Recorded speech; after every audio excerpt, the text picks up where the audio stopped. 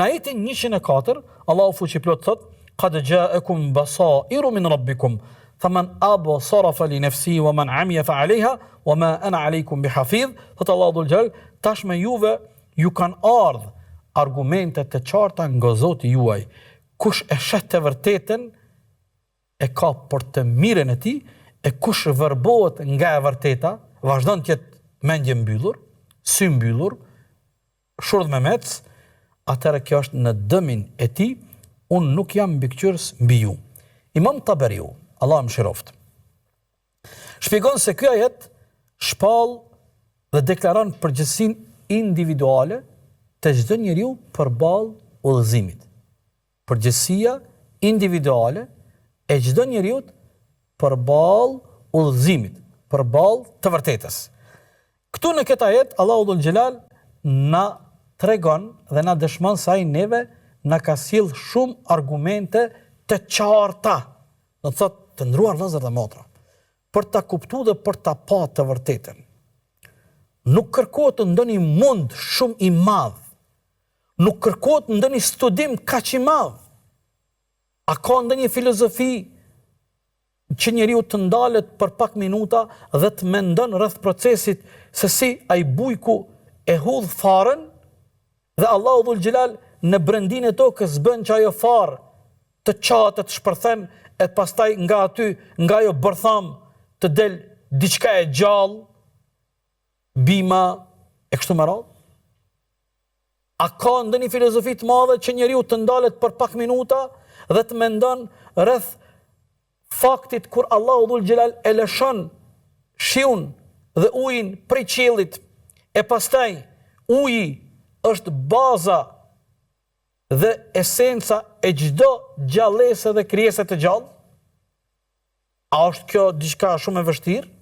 Prandaj Allahu në ajetin 104 tha: "Unë juve ju sjella shumë argumente të qarta." Janë shumë të qarta, janë të dukshme, janë të prekshme, janë të kuptueshme. Argumentet e qarta janë për gjitha kategoritë e njerëzve, për gjitha sojet, nga se njerëzit nuk janë të njëjtë. Dikush është më i trash në mendje, dikush është më i lehtë, dikush është më i kthjellët, dikush është më i zgjuar, dikush e kupton më njëherë, dikush e pranon më njëherë, dikush duhet shumë herë me mirë, po në përgjithësi këto argumente të cilat na solli Allahu janë të qarta. Çka nën kupton janë të qarta? Thot Imam Taberiu, Kurani është një prej këtyre argumenteve të qarta. Pastaj shpallja hyjnore, pastaj prova të qarta, të cilat dëshmojnë dhe tregojnë njohshmërinë ndaj krijuesit. Allahu ka bërë të qartë njerëzve rrugën e drejtë dhe pa mjegull. Prandaj ai i cili e pranon do të ketë dobi dhe do t'ja sheh hajrin. Ai i cili insiston dhe këmbgul dhe të vazhdon në verbërinë e tij. Subhanallah. Disa njerëz në mënyrë të vullnetshme dëshirojnë me vazhdu në verbëri, të verbërt. Përballë krejt kësaj drite të madhe. Drita është e qartë. Sikur një njeri i mençur a sjell dilema kur shkëlqen hana, kur e tër bota e sheh hanën dhe shkëlqimin e saj, apo kur hana është 14-she?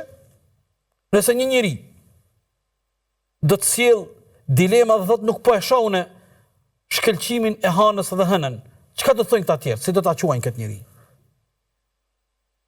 Si do ta quajnë këtë njeri? Prandaj kështu është e vërteta.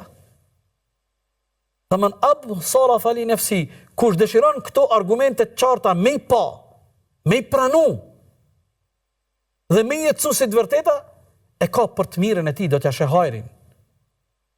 Ndërsa ai i cili vazhdon vullnetshëm të këmbgul në verbërinë e tij, në mohimin e tij, në arrogancën e tij, në kundërshtimin e tij, në mendjen e tij të mbyllur, në mendjen e tij të topitur, në kokforcinë e tij, në ignorancën e tij, i padijshëm. Edhe ky e ka për veten e tij dhe do t'ja sheh sherin me vije keq që po shprehim kështu, po kështu e thot Kurani, është në dëmin e tij, është në të keqen e tij.